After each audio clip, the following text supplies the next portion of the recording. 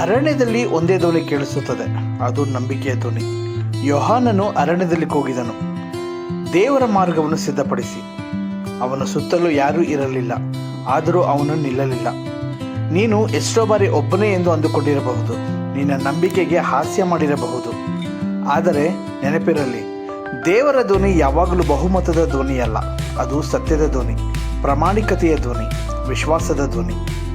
ನಂಬಿಕೆ ಎಂದರೆ ನಾವು ನಿರೀಕ್ಷಿಸುತ್ತಿರುವುದನ್ನು ನಂಬುವುದು ಮತ್ತು ಕಾಣದದ್ದರ ಬಗ್ಗೆ ದೃಢ ನಂಬಿಕೆ ಇಟ್ಟುಕೊಳ್ಳುವುದು. ದಾವೀದನು ಗೊಲಿಯಾತನ ಮುಂದೆ ನಿಂತಾಗ ಎಲ್ಲರೂ ಭಯಪಟ್ಟರು. ಆದರೆ ದಾವೀದನು ಹೇಳಿದನು, ನಾನು ಯೆಹೋವನ ನಾಮದಲ್ಲಿ ಬರುತ್ತೇನೆ. ಅದು ಅರಣ್ಯದಲ್ಲಿ ಕೂಗುವ ಧ್ವನಿ, ಅಲ್ಪ ಮಾತ್ರವಾದರೂ ಶಕ್ತಿಯುತವಾದದ್ದು. ನೀನು ಇಂದು ನಿನ್ನ ಜೀವನದ ಅರಣ್ಯದಲ್ಲಿದ್ದರೂ ನಾನು ನಿನ್ನೊಂದಿಗೆ ಇದ್ದೇನೆ, ಹೆದರಬೇಡ ಎನ್ನುವ ದೇವರ ಮಾತು ನಿನಗೆ ಬಲ ನೀಡಲಿ. ಹೌದು, ಯಾರು ಕೇಳದೇ ಇದ್ದರೂ ಮಾತನಾಡು, ಯಾರು ಬಲ ಕೊಡದಿದ್ದರೂ ನಿಂತುಕೋ. ಯಾಕೆಂದರೆ ದೇವರು ನಿನ್ನ ಧ್ವನಿಯನ್ನು ಬಳಸುತ್ತಿದ್ದಾನೆ, ಅವನ ಮಹಿಮೆಗೆ ದಾರಿಯು ಸಿದ್ಧವಾಗುತ್ತಿದೆ. ನೀನು ಅರಣ್ಯದ ಧ್ವನಿಯಾಗು, ನಂಬಿಕೆಗೆ ನಿನ್ನ ಜೀವ ಸಾಕ್ಷಿಯಾಗಲಿ.